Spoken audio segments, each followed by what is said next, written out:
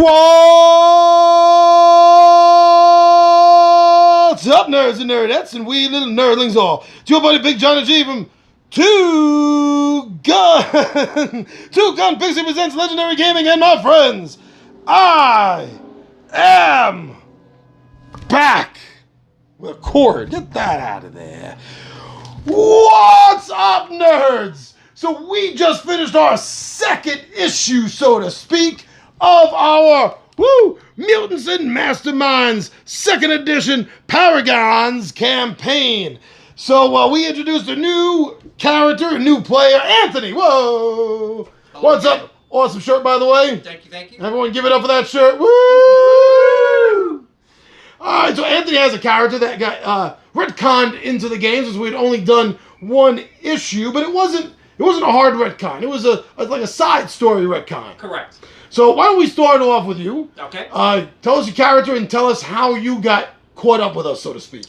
My character is Michael Alexander. He's the head of Summit Tech, who is a major distributor of engineering and weaponry for the U.S. government. Father was a military pilot. Basically inherited the company from him. Took as many contracts with the government that I could to finally get noticed, and went from there. Just your basic law-abiding multi-millionaire. So the day that everything happened, the day of the last issue, what was going on with Michael? On my way to work, I get a phone call from a contact in the government that I'm very familiar with. He tells me that I need to turn on the TV, that there is a mass hysteria going on, that the required shots that you need to take. He said, if I were you, we know who you are, obviously. We can set you up with somebody that can tell you maybe if you need it or maybe you don't. So gives me an address.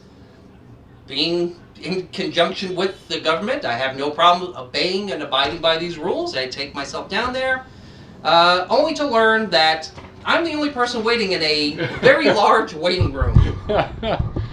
Seems suspicious to me. After I waited about 20 minutes, they pull me in. A doctor tells me that he's going to draw my blood. He's going to tell me if I actually need to have the vaccination.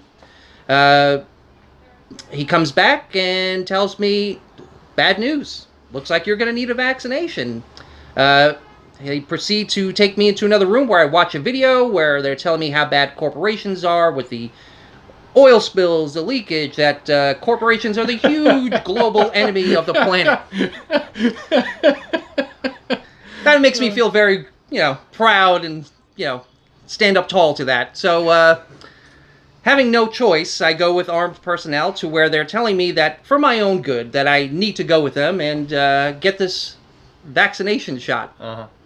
So, I have no problem with it, as I find myself in the back of a military vehicle, almost chained up like Zod. I kind of feel a little antsy. Next thing I know, I'm told that everything is kind of almost blown away and blown apart, but my seat that I'm sitting in as I'm trying to be shackled, that's not going to happen. It seems like a nice little area around me has just stayed pristine enough while tops of cars are being chopped off and vehicles broken in half, nuts and bolts flying everywhere, cats and dogs getting along. It's mass hysteria. Stuff like that. And then I find myself ducking behind a car. A military personnel is trying to take aim at me. He's telling me that I need to stand and comply. As I tell him I'm not going to comply, I hear a clicking of a gun, thinking that the bullet's coming towards me. Unfortunately for the military police, it's actually aimed at him, where he is shot dead by what used to be my driver, who is now shedding his skin suddenly. And It looked like the nurse. It looked like the nurse First. It looked like the nurse first, correct. And then suddenly switches to my driver, almost like a snake shedding its skin, which at this point I'm thinking I must be high on something. Something has to be wrong. This is not normal. He proceeds to tell me in a drive that everything that we know is not what it seems. That your parents are not real, Your friends and family are not real. Everything is sort of like you're in a video game. And I pretty much take that in. He said it was a dream. In a dream, right. And having come from where one day I'm working on projects to the next where I'm being told that nothing is real, it's kind of hard for me to take in this whole concept as I'm getting driven along. I don't quite understand what's going on. I'm finding it all hard to believe. He tells you there's someone else. Enigma. That Enigma basically is telling you that people like us, and I'm asking him, well, who are people like us? He's like, well, they're your sparks that are suddenly like popping up in like a program almost that you're not meant to be. That he will be able to take me somewhere where there are others like me. Glitches in the system. And he proceeds to take me to a boat where I would meet up with others and be hurried off to safety down in Georgia, of all places. He disagrees with Enigma. He disagrees with Enigma, but he still feels this is for the betterment of my life. And when you kept asking him for deeper answers, he kept saying the same thing, that he couldn't explain it to you. You had to experience it myself, yeah. Otherwise, worst case scenario, death. Best case scenario, it all has to be done again. Right. It's the vaguest of vague answers. It's something a person in my situation, I don't base things on hearsay and maybes. It's down the line. It's technical. It's not. It's fact or it's fiction. There's no gray area. Torn apart. And that world has been torn apart. I've learned that my finances mean absolutely nothing. So he dropped you off at a boat. Dropped me off on a boat? That he said Enigma's people are going to be going to. And right. That the captain is a friend of his and will vouch for you. Correct. Which brings us to Alex. Back to me, Derek Masterson. Yourself, Ryan's character, Steven's character. Yep. Rob. They were all leaving Enigma's as the police were storming the place. Right. And you went through a secret, like, prohibition era exit kind of thing, and eventually led you off to a small dock where a boat was waiting for you. That's where we ended that off. So what happened from there?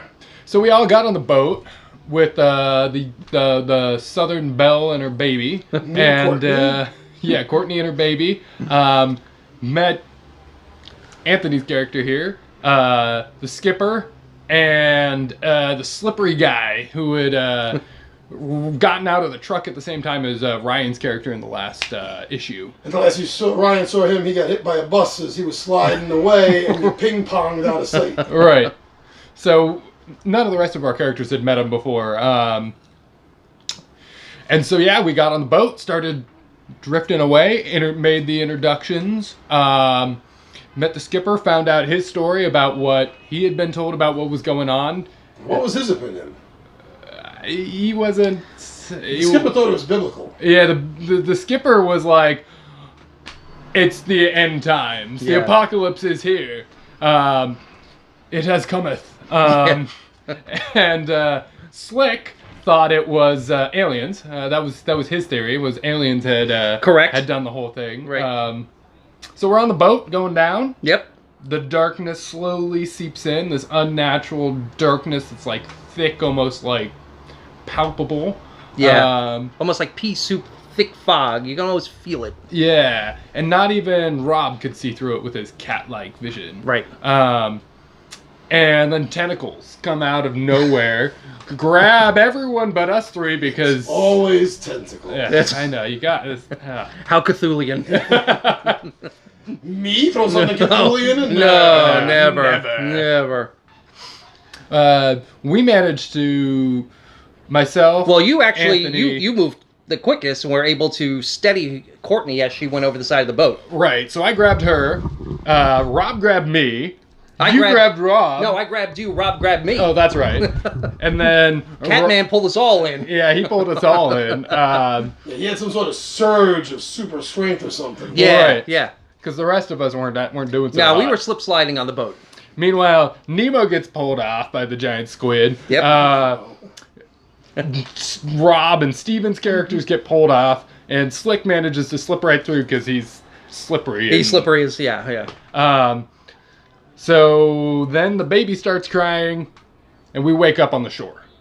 So That's right, yeah. Yeah, and so we wake up on the shore, not sure what happened. Boat's all capsized, but apparently the beautiful New York skyline is back to normal, as normal can be, I guess. Kind of, it was dusk, kind of. It was nighttime when you took off, and you had that eerie darkness, that darker than darkness. But now it was, at that point, then it was regular, normal night. And then we noticed that a lot of the traffic was headed north, out of the city. Right, which was great for us because we needed to go south, so we weren't going to stand out at all. No, not at all. No. Next thing we know, we're walking towards the road trying to get a car, and a helicopter flies over, spots Rob and Anthony's characters. Of course, the befuddled one who's still under the impression that I must be under some hallucinogenic from the doctor's office. Someone slipped the LSD. If somebody slipped LSD in my system. Hippies. Yeah. Damn those hippies. So Mr. CEO and Lucky the Black Cat get caught in the spotlight. Yeah. The rest of us managed to like jump out of the way before anything gets too crazy. My character Derek, out of desperation, chucks a rock at the helicopter. That's putting it lightly. Yeah. Embeds itself in his windshield, scares the bejesus out of the pilot, which is fortunate because there's a guy with a machine gun trying to shoot at us. Hanging out the side of the helicopter. Now the rock hit with unnatural force. Embedded and stuck. itself. Yeah, stuck right in. Yeah, right in the windshield. I'm blown away by this. First of all, I'm on a boat with a Catman and a guy in an MTA suit who has uncanny ability to throw rocks at will with great precision. And it's funny you call him Lucky just before, because you should tell the viewers how unlucky Rob's rolls were in today's game. Two natural ones. Yeah. I don't know that he rolled a 3. He rolled 3s and 1s more than I've ever seen anybody roll 3s and 1s. Out of his 10 rolls today, I think he had 2 that were over 10. Exactly. Yeah, he had a couple of 11s and maybe one nat 20. Didn't he have? He went from a nat 20 he had a 19, to a 1. Yeah. It was just like, oh man, that's his day. Yeah, he's a black cat. He's a black cat. Yeah. Oh yeah. So the spotlights. You throw the rock. You throw the rock, scares the bejesus out of them. We run again. We're escaping. Mr. CEO here, being a dive out of the way. Was very lucky on the roll. Let's put it that way. You didn't rob the roll. I didn't. Yes, I didn't rob the roll. After the helicopter straightens itself out, after this large rock is embedded in the window, it puts the spotlight on me yet again. After he's been able to make it across, Rob's been able to make it across, Courtney and the baby. You were the last one to cross the road. I'm the last chicken to cross the road, and I'm spotted again, and I'm in plain sight of being fired upon with a very heavy military gun. I freeze in the middle of the road like anybody would, like a deer in the headlights, as a gun is being pointed at you, and I see the bullets coming out of the gun, the flash, and then waiting for the bullets to hit me, they don't. And they are magically repelled back towards this helicopter.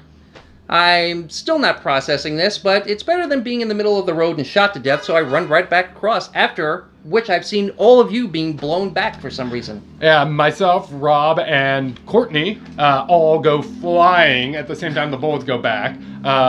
Courtney gets knocked out. Right. Manages to keep a hold on her baby. I had that death clutch. Yeah. So I run over to Courtney while he's running back at us, dragging this helicopter somehow, magically. Yeah, you couldn't see, Anthony, you couldn't see what was happening. Right. You felt like you were dragging a heavy weight. Yeah, I felt like I had a 2-ton tether across my chest, almost like you said earlier, like when you take your dog or some parents who put their child on leashes, you have that tug ability, and that's exactly what I felt at my back, and I'm still not really processing this. And you were just concentrating on running forward. You didn't even look back. No. However, we see him hit the end of the tether, suddenly like slow down, Invisible jerk. Yeah, invisible tether, jerk. Helicopter jerks at the same time, and then he's pulling the helicopter with him as he's running across the street towards us.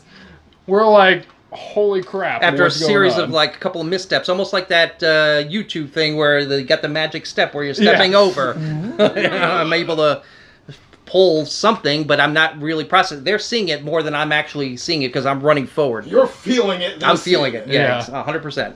So Derek desperately runs over towards Courtney, grabs a rock as he's running, and chucks it at the machine gunner. Amazing. Fortunately, he played a lot of baseball in his youth, and might do a little hustling on the side in the bar Perhaps. with darts. Perhaps. So he nails this guy. Kills the poor gunner. Not only kills him, puts a nice clean-sized hole from one temple to the other. Yeah. And then slumps him over like that. Like a marionette whose Yeah. strings were cut. The Yankees are regretting not recruiting Derek. That's all I'm saying. I think you have a Like, future somewhere, kid. Yeah. By that point, as I've seen him now, what I would assume to be just distracting the helicopter, I actually could see the rock go through. I feel myself able to run a little bit quicker, but then I get that step again where it feels like I'm pulling a boulder behind my back. I'm starting to get a little panicked because of no matter how fast I run, I can't seem to get to you guys no matter how fast I It's go. like a nightmare. It's like a nightmare. Yeah, you can't run. yeah. I eventually just stop and stand, and you tell us that the helicopter is almost like shot out of a slingshot. And the helicopter Rubber band goes... snapping. Yeah, like a rubber band snapping. The helicopter tumbles into the water, blades broken, body crashes into the water, everything. And I don't really even think about anything at that point except getting to these people and getting the hell out of And a here. beautiful Michael Bay explosion of the helicopter. Right, the half budget Yes. of Michael Bay explosion, correct. So you get it back across to the rest of the group. Yep. We all group up, wake up Courtney, head on out, run across a gas station. Fortunately, there's a beautiful 80s station wagon, wood paneling and all, filling up. Family, husband's out, gassing it up, all nervous. Wife and kids and dog in the back. So we decide, the best thing to do is send the Southern Belle with her baby to course. convince them, give us a ride. Give her baby, her friends, and The their cat, pet cat, yeah. a nice ride in this station wagon. Who says no to a stranded woman with a child is what I want to know. Exactly. Of course they do. Of course they do. Yeah, of course. Yeah. Yeah, the father has a bit of a breakdown, wanting to protect his family, not caring about her. Yeah. And that causes the fight, the argument, wakes up the baby. Don't want to wake the baby. And suddenly people fall asleep pretty hard. Like they just were shot with a tranquilizer. I'm still processing this, so I'm not really understanding what the heck is going on. We're all far enough away that we all get a little groggy, but we Right. don't fall asleep. The whole family falls asleep. She sings her lullaby, puts the baby back to sleep. Right. And so we decide, we got a car now. Hey, we got a vehicle. Slick, on the other hand, is hungry, so he, of course, robs the convenience store, as you do when you're escaping from. apocalypse. Of Yeah, course. exactly. Of course. The aliens have Rules. come. He brought out all the necessities. He brought out road beers and Tab and Slim Jims. Ding dong. Ding dong, Suzy Twinkies, Q's. We got it all. Yeah, we got everything from the Hostess families, Fritos. We're good to go. The basic Hostess food The groups. basic Hostess food groups with some Perrier to Oh, yeah, make, there was also Yoo-Hoo. and yeah, chocolate yoo-hoo, of course, no strawberry. No.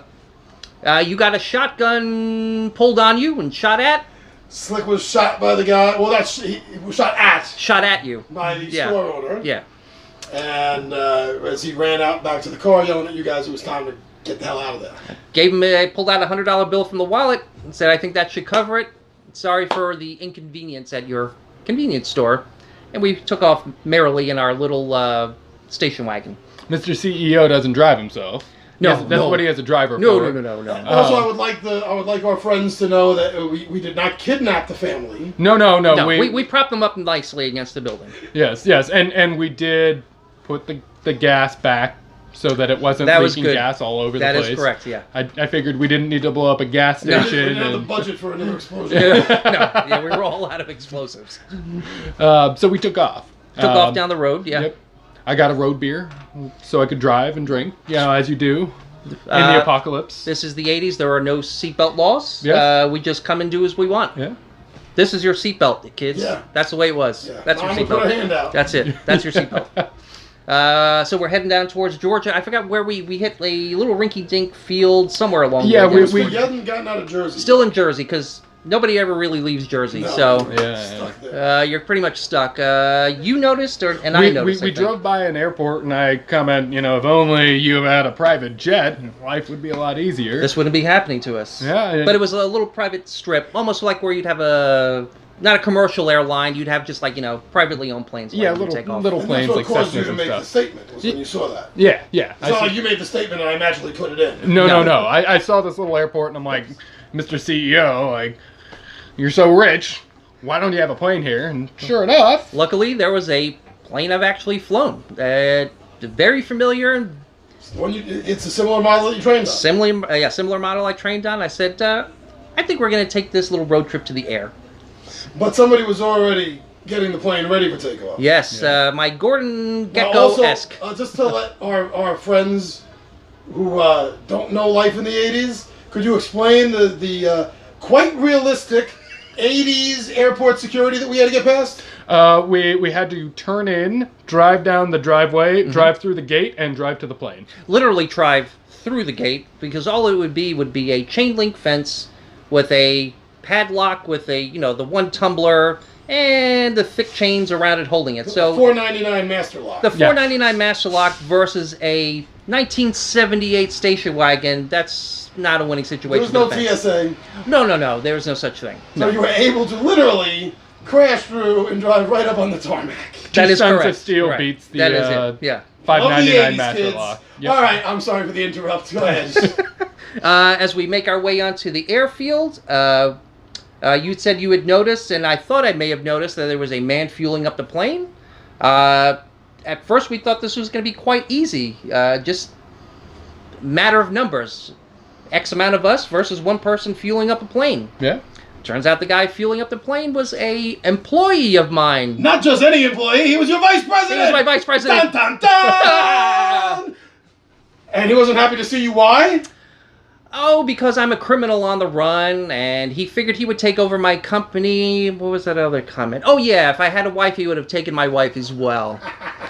So, 80s movies villains are such D-bags. I will also say that I envisioned him having slicked back hair. So, Sure. there you go. Sure. He basically, after he saw me and got out all of his, rant about how he's going to take over the company and my money and blah, blah, blah. His monologue. His monologue, yes, his soliloquy to us. He turned to Rob Cringer and realized that that's a much more of a threat than I. So, He hadn't noticed the man-cat monster. Yeah. correct. Because he Right. was so surprised to see you. And then by the time he finally noticed this man-feline thing, it scared the bejesus out of him. And he stopped pointing the gun at you to point at Rob. Yeah. Hand shaking. Obviously, like you said, you can tell this man has never used a gun in his life. And proceeded to shoot. He did shoot at Rob. He shot at the cop cat, Yes, the cop cat. Yes. which isn't gonna go well. No. And he missed, No. as you do when you're shooting at a cop cat. Yeah. Then Yeah, what happened there, Anthony? Well, side note here, as I exited the car, as I'm being driven to the dock, the driver hands me a gun out of the glove compartment, out of the stolen vehicle, which he mysteriously, was very familiar with all of a sudden. Let's just leave that alone. So I take this gun, I go to draw it, and as I'm drawing it, I'm noticing that his hand that's pointed now at Copcat is being torn off of him, like with gun in hand. Just like- Violently fast. violently fast, almost like you would see in a movie, in a violent horror movie. And on top of that, his belt is now going to split him in half. So Again, at super speed. at super speeds. So basically, you watch a guy's body split in half where his legs go one way and his top half go another. Yeah. Family fun, kids. Oh, yeah. Meanwhile, at the station wagon, the rest of us, wearing our wonderful metal belts, are thrown back again. Again. Poor Courtney loses her babe this time, and the babe begins to cry. Uh-oh. Never good. Everyone falls to sleep except for me and Courtney. Right. Derek is groggy. What the hell is up with this baby? Oh. Courtney sings it back to sleep. And look up down this dark, dreary path into the woods. See this figure. Well, you didn't. Oh, I didn't. You and Courtney didn't. No. These two wake back up. Yeah, well, no, they didn't wake up. No. What they saw was in their dream. They all shared the same dream. We share the same dream where Rob was no longer a cat. Oh, that's right. He was turned normal. Dun, dun, dun. Oh, wait, is that your job? Dun, dun, dun! We saw or believed what we saw in our dream was a man struggling with what? Tentacles yet again. Tentacles? And again, we're in some murky-esque type of water where, I know for illustrative purposes, I don't have hair, but if I did have hair, it would be where you're being able to breathe but you have that look where you're underwater, where everything is just kind of flowing around you. But yet you didn't feel wet at all. But we didn't feel wet at all. So it's a very lucid dream, if it is a dream. That everyone who is asleep is sharing. A little strange. And I don't remember us sharing anything in the car besides a road beer, so... Yeah. And that's where we ended issue 2. That's where we That's ended where we it. ended it. So Yep. any personal thoughts on it before we sign off? Freaky. In a good way. Yeah. Did you like the way you were incorporated into the existing game? I loved how it was done because they knew nothing of my backstory, the whole little side panel before we actually got started. I think it fed in well to meeting who he was, me being stunned by a cat man, learning that basically, I know this didn't happen in the 80s, but a very Matrix-like thing. You can either take the red pill or the blue pill. If you know, it's you don't. Everything I've known no longer exists. My parents aren't real. My friends aren't real. Nothing is real. I'm a glitch in a system, which makes no sense to me. Or so you're told. Or so I'm told. If any of the, so far, 3 or 4? Yeah. 4 theories are correct. Yeah. And that's the problem. With every theory, you bring up yet another theory. So it just compounds itself. Yeah. Any last thoughts from you, Alex? I loved how you got brought in, and we talked about this a little during it, is we don't really, none of our characters really know that anyone has powers except Rob. Right. Rob obviously has powers. He's a cat. Yeah. Everyone saw me hanging from the broken bottle in issue 1 except Anthony's character. Right. And maybe Ryan's character. I don't remember. He might have been in the back of the van. We've seen the freaky stuff happen with you. With Still Anthony's can't explain character. it. Yeah. I have been throwing remarkably powerfully. And accurate. Yeah, and accurately. And accurately. Between my accuracy and power. Right. Something's going on there. Right. But again, not really we don't really know that we have powers yet. Yeah. You realized, you finally felt with that last pulse, you felt something. Yeah, I felt like a wave around myself, and being a technical guy, my brain is wired to logically think things out. Something has to be causing why people in front of me that are threatening me are getting hurt, but the people I know around me are just suddenly being pushed back instead of being hurt. Yeah. I have no idea. I'm totally looking forward to issue 3, which fingers crossed everything goes correctly. Should be next Saturday. Fingers crossed. So looking forward to that. I'm loving the way this game is going, and I can't wait to start unveiling new things to you guys. Yeah. It'll be good. Yeah, I'm excited. Yes, it will be good. Oh, it will. It will. Will. All right, everybody. I'm your buddy Big John G for Two Gun Pixie presents Legendary Gaming, my friends. This has been Tales from the Tabletop featuring Mutants and Masterminds 2nd edition Paragons campaign. I'm your buddy Big Johnny G, and I am out of here.